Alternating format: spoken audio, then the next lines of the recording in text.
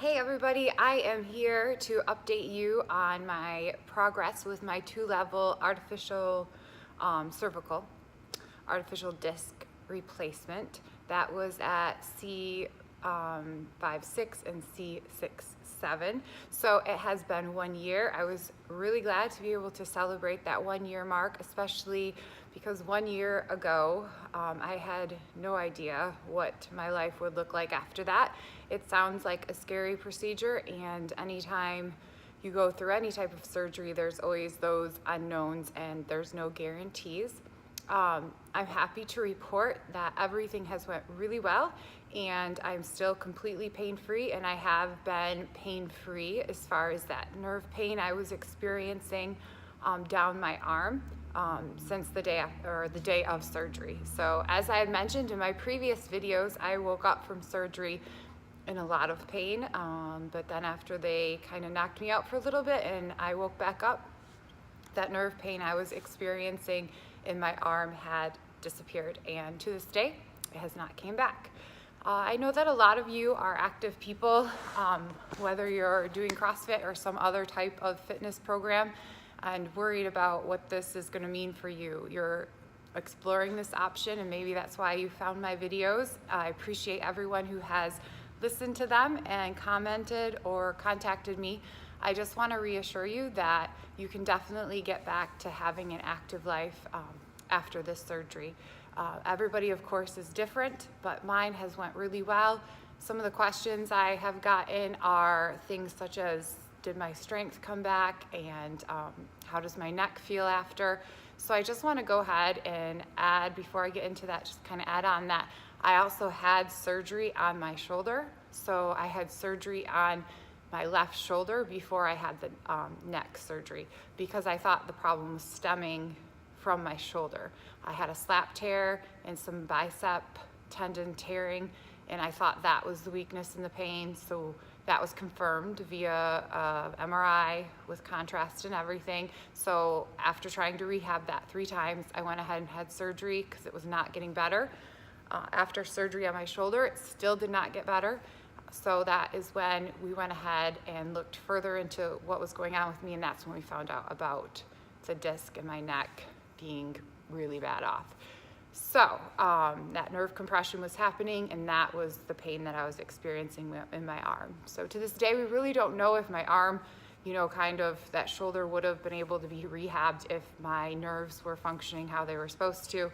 But either way, I had done some damage trying to compensate for that lack of strength and stability in my shoulder. So I had that done first, and then that was in October, late October of 2017, and then October, November, December, January. Then 4 months later, I had neck surgery. So it's important to kind of realize that when you ask me questions like, did my strength come back in my left arm, that it also was coupled with slap tear surgery and my bicep tendon being re-anchored. So I kind of had some obstacles to overcome with that as well. But either way, if you're just going in for the 2-level and don't have it coupled with shoulder surgery, that's even better. So it did come back. My strength of my left arm and my tricep is back where it used to be.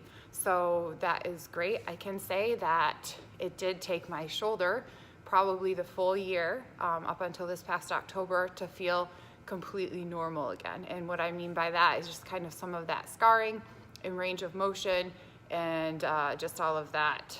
And also I feel like after my surgery, because my nerves had learned to compensate around things for so long, that I had to be patient as my body kind of figured out how to work again the right way. So as far as things firing correctly, and then the strength and my body just communicating in that right pattern, I can say that it probably has taken, kind of that full year to get there.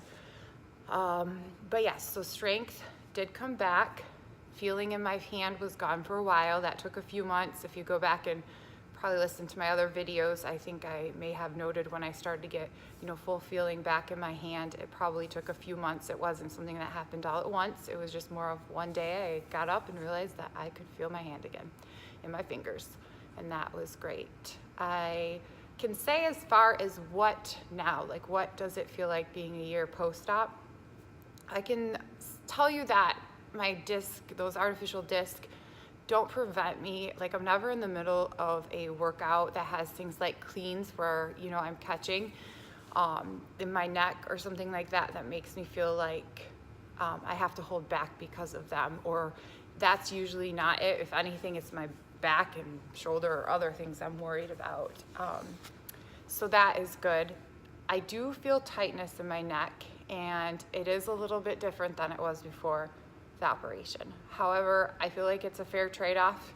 I feel like, you know, you just got some arthritic changes in there, and your muscles they're gonna be a little tight. They're trying to stabilize everything, and when you're an athlete, like you're also putting extra pressure on things. And so when I say tightness, it's nothing that for me keeps me up at night, or anything for me that after a couple days of just being kind to myself and maybe having, you know, a massage done or something, that doesn't go away. So there's no long-term things as far as the neck pain. Sometimes I do feel pinching down the back of my neck. I kind of contribute that to when I do things overhead more for high reps, or even if I'm doing low reps at a heavier weight, things like that. But when I'm upside down, and some of this won't matter to most of you because some of you aren't ever worried about going upside down, but like if I'm doing handstand walking, I don't feel anything in my neck. Like I don't feel abnormal pressure or anything that worries me. And the same goes for like handstand push-ups. I do them strict, and I touch just the top of my head and I push back up. So I never load my neck with weight. I have kipped a few times, only in a competition type scenario, because otherwise I think that kipping and putting your body through that stress is completely not worth it. So I do a lot of strict work with dumbbells and strict handstand push-ups and the bar, and just try to build my upper body strict strength as strong as possible.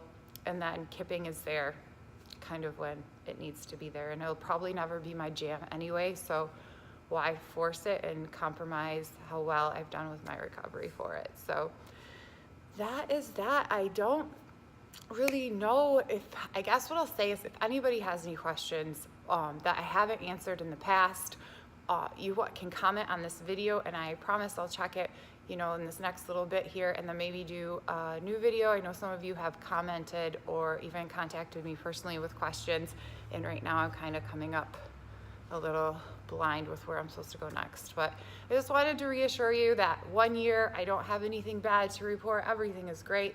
And as far as my athletic, you know, aspirations and where I'm going, actually some of them, this year has just been crazy for me, between 2 surgeries, buying a house, getting married. We own a gym and we run it. And then on top of that, I've just kind of had some back things bothering me. So maybe I will take just a second to say that if you have any degenerative changes in your spine, it usually kind of happens upstream, downstream. So it's important to know your spine and have imaging of it, just so that you're kind of aware of your spine and your makeup. I highly, highly, highly recommend that even before you start having any maybe lower back problems, or maybe you already do, you check out Dr. Stuart McGill.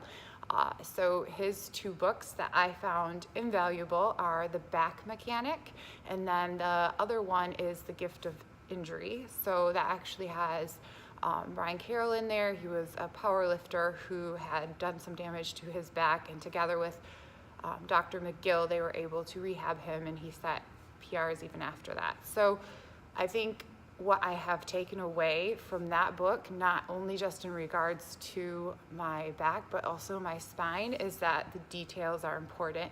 And what I mean by that is if you want to be an athlete or active, you need to think about things like your posture all the time. You need to think about, how am I sleeping?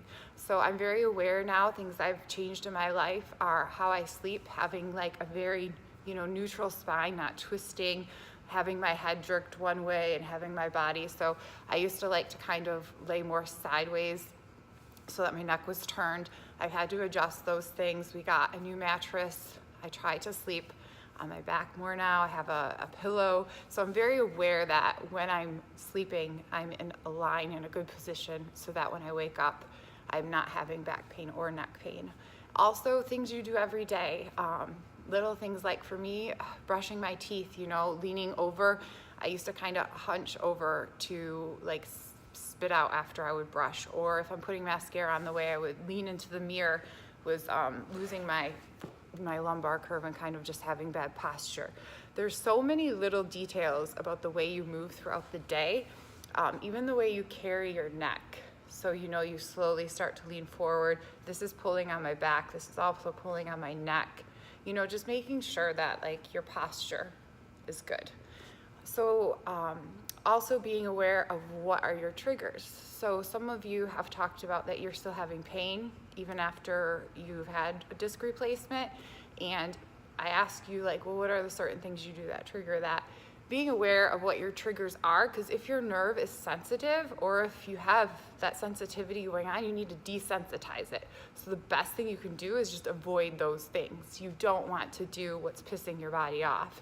So if that is looking up, you know, with a rounded back, you know, to make sure you have good posture and keeping your head neutral. So what are you doing that's really bringing out those pains, and then identifying them, maybe even like I did, make a list of what hurts you and what doesn't hurt you. And that's in regards to my back. So I've learned through that more about my body and then what positions I need to be aware of, and I've had to make some tweaks in my training, and even things that like my squat stance I've had to adjust a little bit just to keep my spine more in line and healthy. So those books again were The Back Mechanic and The Gift of Injury. I recommend those. So they're not necessarily about the neck, but they are about your back. So I can say I've had a little bit of back stuff going on too, so that added to it. But I did qualify for Wadapalooza and I got to go to Miami. I didn't get to compete because I didn't want to risk hurting my back, and it was really, really bothering me at that point. So I actually have been rehabbing it and feeling good. So moving forward once again, but there's always obstacles no matter what. And none of them right now have to do with my neck or my shoulder. So that's about it. This is way longer than I needed it to be, but good luck to you all. And again, if you have any questions, you can always comment or contact me, and I wish you the best. Just again, to reassure you, it is a year later and I'm feeling and doing great, and all of my strength has returned.